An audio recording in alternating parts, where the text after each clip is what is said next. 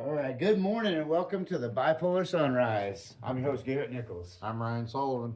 Nate Dogg. Nate Dog, Nate to the D-O double G. patent pending. All right, so this morning we were all talking a little bit before the show about some behavior and behavior changes and things, and I guess the question we were we were getting to is what causes certain behavior, and I think that's going to be. I mean, that's such a blanket question right there. Right. But if we could give a scenario uh, to a situation and maybe then speculate as to why these things happen. Uh, when people are in a crowd, this is a when people are in a large crowd and panic sets in, uh, and there's not a lot of avenue for escape, all rationale and common sense seem to vanish. Mm-hmm. And human beings will find a path, whether there's maybe a small child in that path or not, and still take it. Meaning, it instinct and maybe the how a mother would have an instinct to protect a child.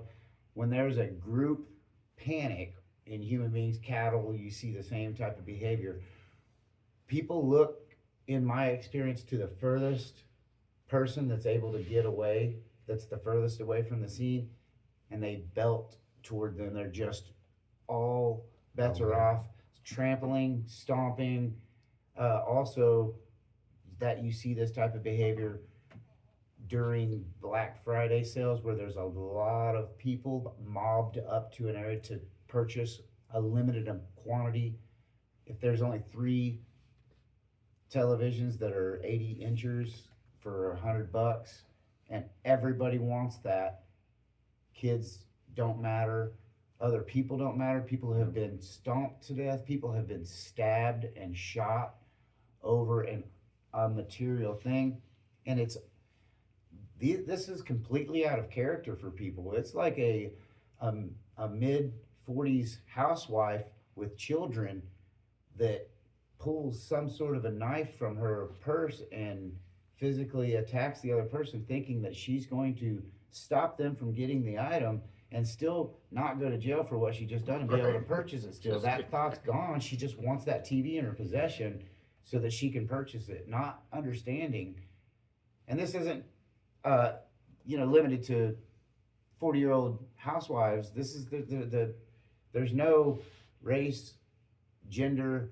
It's just a mob sort of mentality when you get a lot of humans in an area. Mm-hmm. So I guess that's the scenario. What causes? Why? I think a lot of what you said is the survival instinct, the fight or flight, and it's strong. And once that flight kicks in, it's hard to break that sense of I've got to get the fuck out of here. I think your body just, it's kind of like why you can't drown yourself, or your body wants to survive. So now it's in a mode of I've got to take this vessel and get it the hell out of here so that we live to see another day. And I think that's a lot of that mentality when, people start losing their mind or dangers in the area, or I think it's just a natural, innate instinct to survive. And so you're going to do whatever it takes to get the hell out of there and survive. That's my take on it anyway. What's yours? Yeah, well, I agree with that.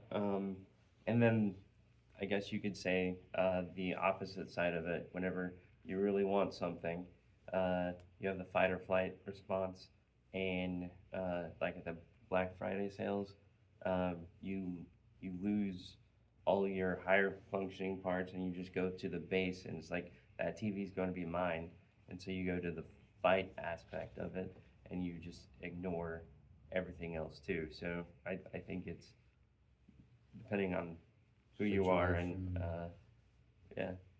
Yeah. So, what do you think invokes fight or flight in people that let's say that we're in a public setting, but something happens in a public setting. There's a stray dog running loose.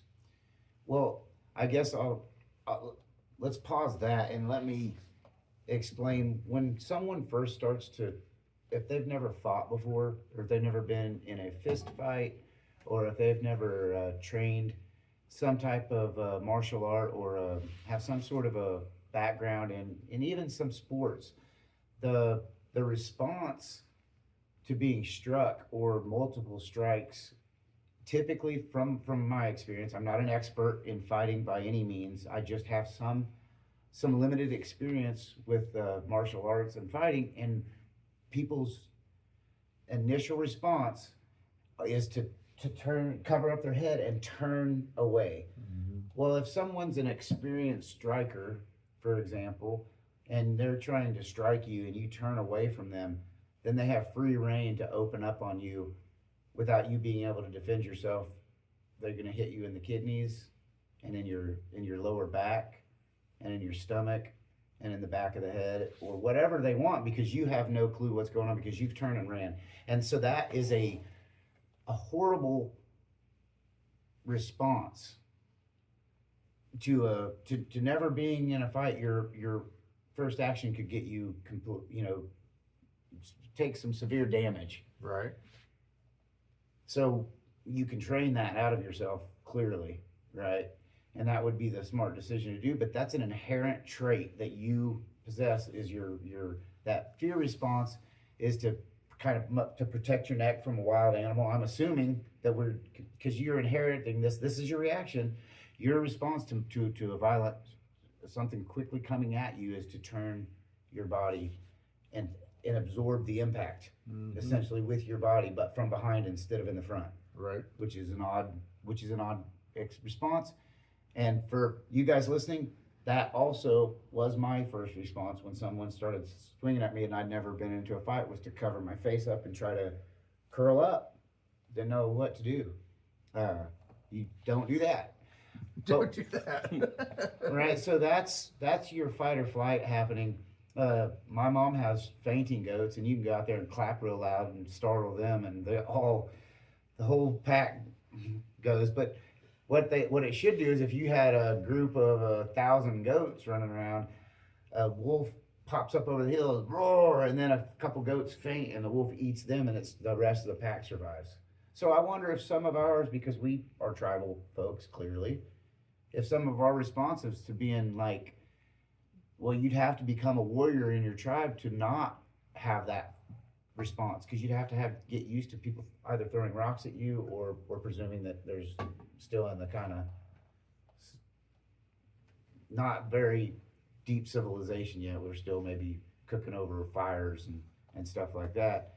That initial response, you would have to teach every single person in your tribe and all their kids, and this would have to happen for generations, for that response to be, when somebody tries to strike you, that you move and strike them. That, because inherently that's not nobody does that. Right. Probably there's some people that have such a good long bloodline of fighters in their background that maybe their response is, I've seen it. A guy jumps out of the bushes and the guy nails him. I know what my response would be, still to this day, would be to cover and try to figure out what's going on. And it ain't going to be to punch the guy, but he did. He was a kid. Guy jumps out of a trash can, the kid punches him. Like, that's his reaction. So some people's reaction is like that. Stand your ground and You're attack. probably a warrior of some sort, or have a good background of strong warriors in your background. But anyway, back to that. Like, that's the response. What happens in single scenario situations to where it invokes a fight or flight to somebody? I could see me surprising someone with tattoos all over my face to give them, or I've seen it before. And I've seen people notice me and become startled, especially at Walmart or Dillon's when I walk around an aisle.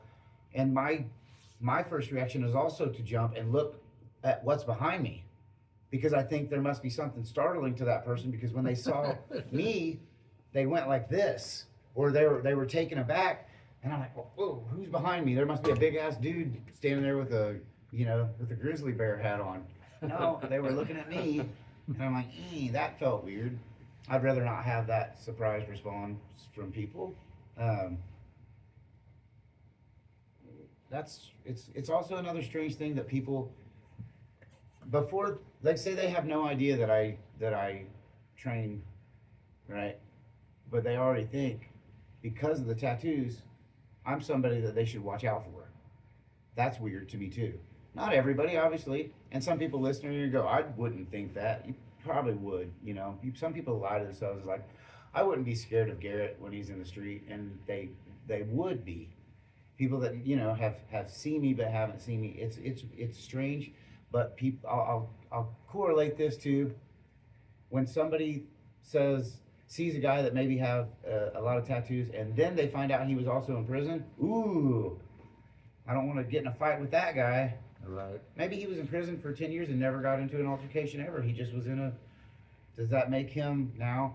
I would say it would definitely make him a little desensitized to violence, because he probably saw a lot of it in prison. So he may have a little bit of an edge on you, as far as, like, if it goes down, he knows he's going to have to fight to survive. So he's willing. So you could be scared because of that, because he is, if you say something to him, he's ready to throw down. He probably doesn't want to, but if the stuff goes down, he's going to go down with it mentality. That would be the only reason. He wouldn't have a skill particularly. Well, and I've seen the opposite mentality. Me and Nate and Tabby were talking about this the other night. Is I've been confronted because I have tattoos. You're at the bar, they're drinking, and it's, oh, you think you're tough? Got all those tattoos, you think you're tough? And it's like, man, I'm just sitting here trying to drink my beer. Like, I haven't been running my mouth. I've been minding my own business. But you got those people that think they project onto you that you have something to prove, and it's like, no, dude, I'm just sitting here drinking my beer. Are we good? Well, and if those guys ever saw me sitting in a chair getting tattooed, they'd realize what a pussy I am. I'm not sitting in a chair like, yeah, this ain't shit to me. Hey, somebody bring me a pillow. I'm going to take me a nap. Right. No, it hurts, and I whine about it the whole time and ask John if he's about done. You ready to take a break, bud? I am. Let's chill for a minute. Like, what are you doing with that needle? It hurts. Like, calm down. So it's an odd, I guess there's some of it that it's nature versus nurture on how you assume a dangerous situation. I see it on social media often. As a matter of fact, I came across a comment section, a thread on Facebook, I believe, this morning, or Threads. I can't remember which one I was on. Situation was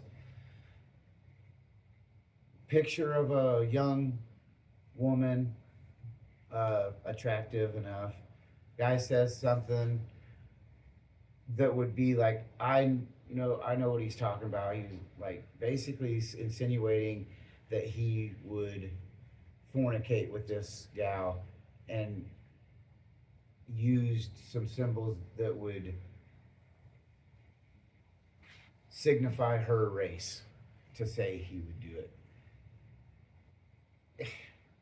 A racist comment, it was like a juvenile comment. For Right. sure. I would have said, right, he posted a meme explaining that would describe, I'll just say what it was. It was a Hispanic girl, and the guy posted a meme that was the three amigos saying taco time doing a pelvic thrust. Oh. So he was insinuating because, well, someone said something in defense of Hispanics, I go something. Then someone pointed out that he was being racist. Shouldn't we remove him? Right? And Gotcha. like, okay. And so the thread carries on like this. Another person responds with, I think that we should leave comments like this. That way we can identify a racist when we see one. Situation. And then my thought to that was like, but the way that you identify someone as being racist isn't the same way that I identify someone as being racist, I'm sure. So your interpretation of who's being racist is now how you will describe them to someone else. He's a racist. Well, by your interpretation, like you can't just, and I think people don't realize often on social media, just because that's your observation and then you state it, that doesn't mean it's true. Right. It's up for interpretation oftentimes, and because you see something through your lens and through your experience, and oftentimes through rose-colored lenses, you don't see the full spectrum or you don't see the full story. You see it through a biased lens because they don't think the same way that you do. Automatically, they are racist. They are sexist. They are homophobic. They are Islamophobic. Well, maybe they are, and maybe what you're saying is accurate, but maybe it's only accurate according to you and people who also think like you, which is true. That's a fact too. But maybe they're right overall, and maybe they have the more moral ground on the conversation or the topic. But is it absolutely right? It's really difficult to say. That's why it's important, I think, that we have the freedom of speech in the United States.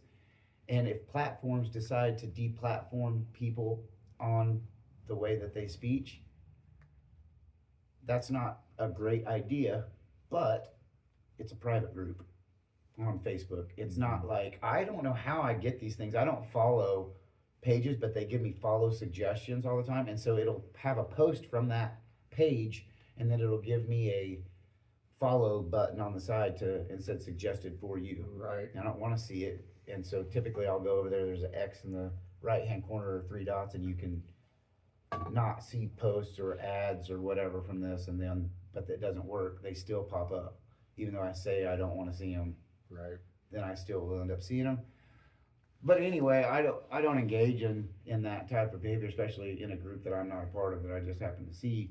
But it does make for good conversation on the psychology of human beings, especially in the landscape and environment of social media. Gives people a lot more freedom to say things that they wouldn't normally say. Unfortunately, it gives people the right to go off the handle. You know, when we're in a situation with someone that we love and we would say something that we are out of character that we wouldn't normally say, but it's this dynamic, you know, we say the things to the ones we love, like the worst things. Right. People tend to do that, I believe, on social media because there's no real, like, if you and I are having a conversation in the street, you may be cautious of the way that you speak to me because the threat of violence could potentially be there, depending on who you're talking with.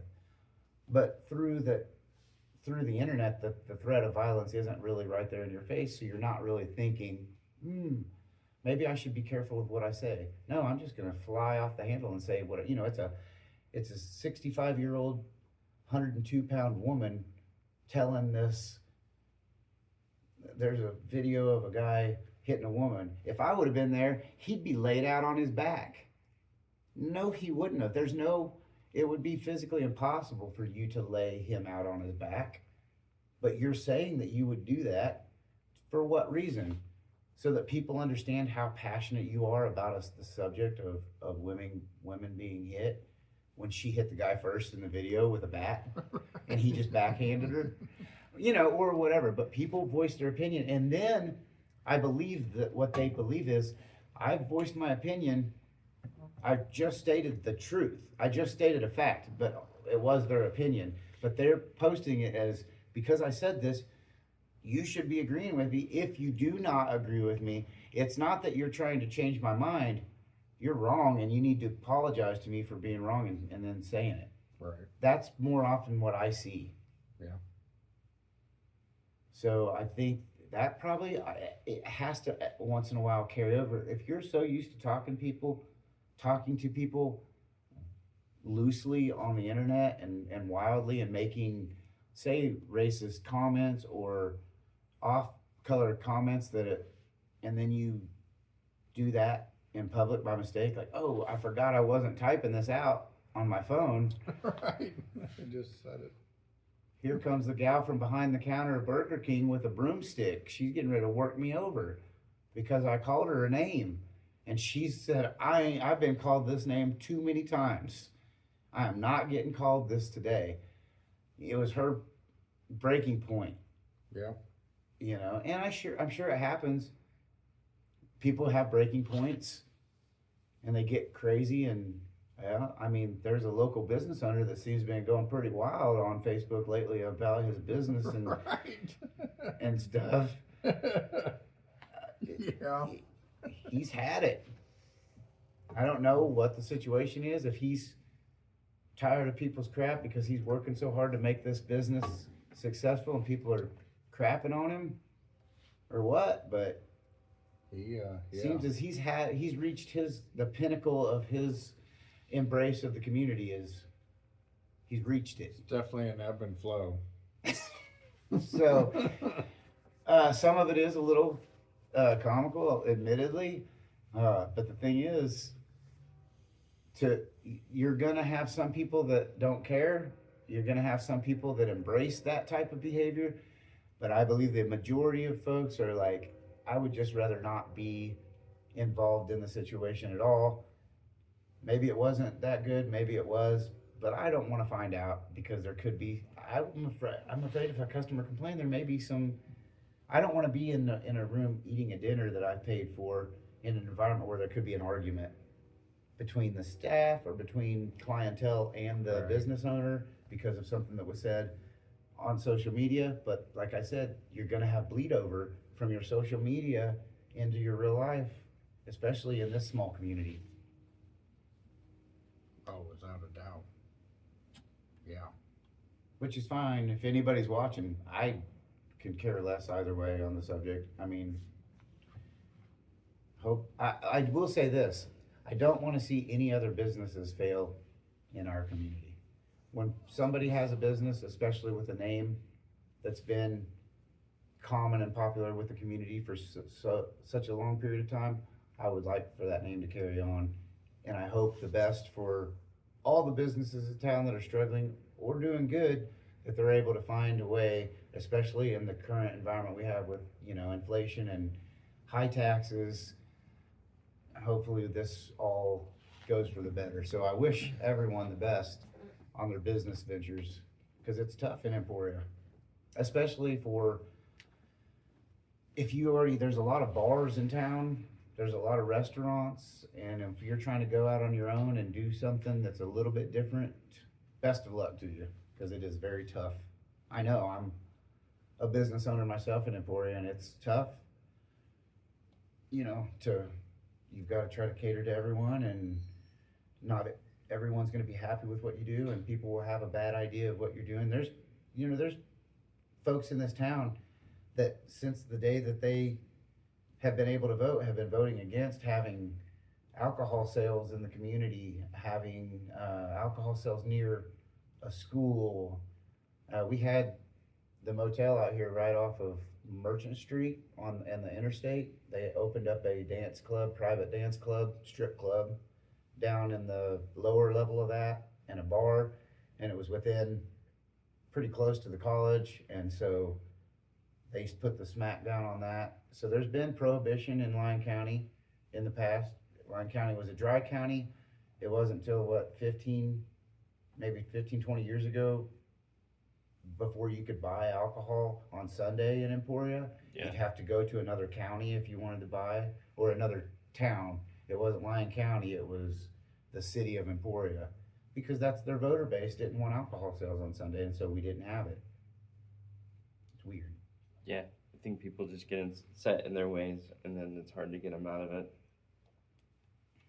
And so then it's hard for new businesses to come up, because it's like people like, well, this is what I've always done. Why do I need to go to a different establishment? I don't know. Or you think I think there's probably within the business aspect of things, it's fear of competition and maybe losing their livelihood if that's what it is. Say that you have any business, a lumber yard, and another lumberyard's not only opening, but just a block down from you, like Blue Stem, when Tractor Supply moved in, they may have had some issue with that. I would say there's some good, it's always good to have competition too. If you're the only lumberyard in Emporia, for the citizens, that's probably a bad deal depending on who owns it, because you have a monopoly on lumber. And if I wanna get lumber, either I travel to Topeka, Lawrence, Wichita, or I stay right here in Emporia and don't spend the gas. Well, the lumber's a lot higher, but am I gonna save money by hauling a trailer to Wichita, to the Home Depot or wherever to get my lumber? So I've gotta figure in now, I've gotta eat when I get there, that's a meal, what am I gonna do? Do I stay here and buy the overpriced? Well, I don't have to have that option because Mark II's closed today and Sutherland's open. So I can go to Sutherland's and get lumber at probably around the same price. But Mark II said we're not gonna be open on Sundays because we don't think that it's valuable to our business and our employees to work on Sunday, or whatever. I don't know what their mission statement is there, but you see my point. Yeah. Competition's good in that aspect. Yeah, and then you also have to, like, before you open up a lumber yard, you have to see how many people need lumber in the area, and then if you have two businesses doing the lumber, it's going to take money away from the one business that was already doing lumber, and then you basically have to half how much they're making, and then see if it's worth it to do it, and then a third one pops up, and then you have to divide it in through, like, the people wanting lumber in the area. Then you have to be like, well, now we have to get competitive with our prices. We have to get basically, we'll probably lose about a third of our not employees, but customers, because now there's three options in the area, and so then, and I think that's the same thing with food too. You have to see, well, we're a burger joint, and there's another burger joint, and then now there's a third burger joint. So now, how do we get people to come to our burger joint over everybody else's burger joint? And then I think that's why certain places are having problems right now. It's location. Saturation too. Yeah. Unless you're like a McDonald's, because they could even have another one here. At one time, when we were really popping, there was a McDonald's on the turnpike, a McDonald's there's still a McDonald's out there on the interstate, right by Walmart, McDonald's downtown, and I believe, didn't they have a McDonald's in the college, bought downstairs of the college? Oh, I don't No, they know. had a Subway down there, and we had a Subway over here and then we had a Subway in Walmart, and then we had a Subway. There was like 5 Subways Yeah, at one time in Emporia. I do remember that. Yeah. They were thriving. McDonald's was too, It's like not a big deal for those places to have that many businesses. Now, obviously, I don't know that we've lost the volume of people, or the economy's just gotten such to where, well, I mean, because when I moved to Emporia in like 99, we had 2 Burger Kings, 2 Wendy's. Was it 2 Wendy's? No, 2 Hardee's, 2 Burger Kings, 2 Dillons, Food for Less, Price Chopper, Big Lots, Walmart. Kmart was where Big Lots was right before that. But the Dillons had a giant salad bar, live lobster. Walmart also had live lobster Yeah, back I then. remember that. It's crazy. Right in the tanks, they're just in there banded, and people go, and then they had them all the time. Always. It wasn't like you go out to Walmart and it's like, no, they're out of lobster. No, they had live ones for years. And Dillon's was gigantic, and all these stores were able to sustain themselves. And now what you have, and it's kind of what you can see, is the monopoly stores. Walmart has just gotten bigger and bigger and bigger and offered more services and more services, until now we have less of everything in that realm, right? As far as grocery stores goes, Walmart's taken a lot of that away. Just consumer products, any kind of kitchen supplies, bath supplies, laundry supplies. Walmart's pretty much capitalized on that, monopolized it. They've got the cheapest prices. yeah, I mean, and what we've got here, it currently is like a lot of options for Mexican food. They seem to be doing Yeah. just fine. Lots Yeah. of people out eating Mexican food every day. But what has happened is I think still we have more chains than we do mom and pops. And those mom and pop businesses that have been standing in Emporia for so long, Bruff's, Bobby D's, their Merchant Street Barbecue, they're they're going. It seems as if they're not doing as well as they were 10 years ago.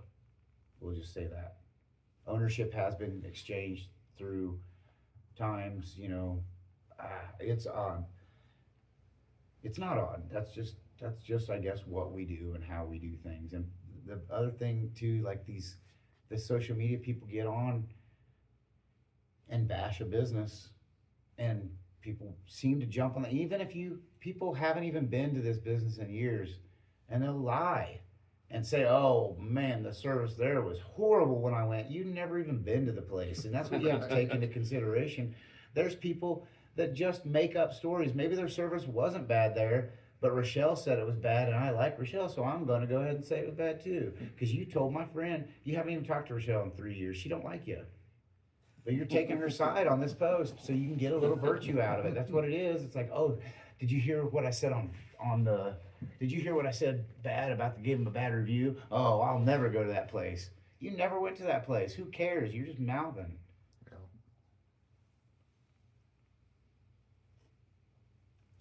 We're strange. Okay, moving on. We know people are strange. Yeah. We don't know how, because I think there's a lot of it that is inherent behavior, and I think a lot of times we don't, like you were talking about, you can't drown yourself because your body takes over, and there's probably a lot of those things that are inherent to us that our knee-jerk reaction to something, some of us aren't civilized to the point where we can assess this situation fast enough ourselves. Our subconscious voices it for us to protect us. Get loud, make yourself big, calm, make the situation stop, because that's inherently what you're doing. And maybe you're a big old dude anyway, and that's how you calm the situation, is by getting close to people and puffing up your chest. And another person's like, I don't want this. So that calms the situation down. Makes the guy feel good because he calmed the situation down. So that's how he handles situations from now on. Violence, essentially. It's not real, physical violence, but it's violence in a way that you calm the situation, not by saying, listen, everyone, because you're taller and bigger than everyone, you can get out your voice out there. Listen, everyone, let's calm down and think about this rationally. And then people start to hear what you're saying and then turn to you, and then the situation is de-escalated. And now your reward system is like, oh, when you calm people down through being calm and steady and believing in yourself, they calm down too and respond to that. Then that's how you would handle the next situation. Now, I'm not saying that every situation requires that type of behavior, but when you can, I think you should choose that. Mm-hmm. Right? Like de-escalation through civilized discourse. We're going to debate one another with civilized discourse, and I'm going to listen to what you have to say, and then really think about what you're saying, and not just wait for you to be done talking so that I can rebuttal with nonsense that's saying the same thing that you're saying, but from a different lens. It's hard to do that, especially with politics. It's impossible. Politics is people's personality, and so is religion now. It's like, I am a Christian, so I have to believe this. If you don't, we can't get along because you don't believe what I believe. I am a Republican or I'm a Democrat. You have to be on my page or we can't talk. When really there's tons of middle ground, tons and tons of it. There's just a couple issues that are the problem. And that used to be the talking points. Now we just point fingers and try to bring up people's past and dig up dirt. And people are so strange. And I've said this before on the show. the easier we have it, the more things we find to bicker and fight about because there's just no struggle. If we couldn't do this podcast this morning because we were meeting up to go hunt instead, because we got to feed our families, the environment would be a lot different. We're cold. We're wearing sandals and slippers. We got shit to worry about except what Phyllis done down on 6th Avenue, hitting that fire hydrant. What a dumb idiot she is. Phyllis shouldn't be driving anyway. She's 70 years old. We all know it. You know, I mean, that's the way we are. Like, we wouldn't, that's not how we talk amongst one another. Even if you're thinking and a couple guys are saying, oh, Phyllis is back on the road, woman driver. We don't mean that as like, oh, every woman is a terrible driver. It's just kind of funny. That's men being men. So when you also take like, that's a toxic comment. That's a toxic male speaking about women that way. Like, no, it's accurate too. Come on. You know, like, okay, I was just joking, but now if you want to get serious, I'm going to break out statistics on you. How many men are out there crashing their cars, Phyllis? Not as many as your kind, you know. Right. And then here we go again. We can't, but I think a lot of times, and I'll tell you, this is, men give it away to women more often. Meaning, I had a women's only jiu-jitsu class for a while. Women could come to the class, but no men were allowed. Women paid $50 to come to all the classes, including their women's classes. Men paid $50 and they could not go to the women's class. So they paid the same amount for less classes.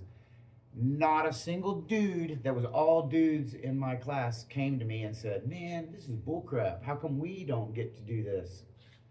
But do you think I had women that came to me and complained about different things that were really mundane? Then when they already had it, they did. Absolutely. Well, how come, can I pay only $25 if I only come to half the classes? None of the men say that. Right. They're like, here's the money, teach us. You know, we see what you did to us. We want to be able to do that. And the women are like, well, I'm not really, can I pay less? I don't really want to do that part. I just want to learn this. And I'm like, yes. Caves. Well, what do you do? Well, am I a man or am I a pussy? Of course I'm going to cave because I'm going to take care of women for the rest of my life. That's how I've already made, I have a wife and I have 4 daughters and I want them to be respected and I want them to have a good life. So I'm going to try to make it easy for all women. It just only seems to make sense to me that I do that. I haven't always thought this way, but on the overall I did. In reality I did. Yeah, maybe I'm a chauvinist in some areas, but I'm still going to protect you. Maybe I don't care what you're wearing. Maybe I don't think that that's a smart dress choice for this winter, but I'm still going to take care of you and give you my jacket. You know, my daughter and I are coming up to the parade the other day, and I told her before we left, take off those slides and put on some shoes. It's cold outside. So she goes outside to verify that I'm telling her the truth, because I lie to her constantly, so she has to make sure. She goes out, feels that it's cold. Good idea on the shoes, Dad, but wears a hoodie and sweatpants with no undershirt, no layers, no nothing. And we get about halfway up here. Dad, it's pretty cold out this morning. I'm like, yeah. And she said, I don't have anything on under the hoodie. And I'm like, honey, we're late almost. By the time we walk back up here and go home and get your stuff, do you want to wear my jacket? No, that's okay. I'm not that cold. I'm like, okay, let's turn around and walk home, and then we'll get in the car and drive back up here, and we'll still make it on time. And she's like, I don't want to have to go out of your way and all this. I'm like, we're walking back. Let's go. Yeah, I'm not doing gonna this. have you be freezing cold because you made a little mistake. And that's what I told her. I said, you don't ever try because you made a mistake to make up for it by trying to make it easier on Dad. I've made all the mistakes so that you don't have to, or that's at least my plan is. I've made a whole bunch of mistakes, lots of them, more than most people. I'm experienced in mistake making, and hopefully because of all my dumb stuff and the dumb stuff I'm gonna probably do in the future, you can see that that's done and experience it through me and not have to experience it through you. Let's go home and get you some warm clothes on. Right. And she still didn't get warm enough. John still gave her a blanket to put on in the back of his car, you know, because the wind was blowing and it was shady uptown. But I think that's what men should really do. And maybe it's just me, and you don't have to do what you don't want to do. But I think men overall should protect women even if they don't want it. Or don't need it, I should say. Don't want it, fine, don't take it. But if they don't need it, you know, it's the right thing to do. So stop, I'm protecting you. Yeah. Stop resisting! That's what I hear from the police all the time. Like, my hands are in the air. Stop resisting, down on the ground now. He's got a gun. Oh. You guys want to call it a day? Or you got something interesting to talk about that we can share with the rest of the community? I am having a non-interesting day, buddy, so. Nate, you got anything to get off your chest? Nope. I don't really have anything either. Thanks, guys, for watching, and we will see you back next Sunday.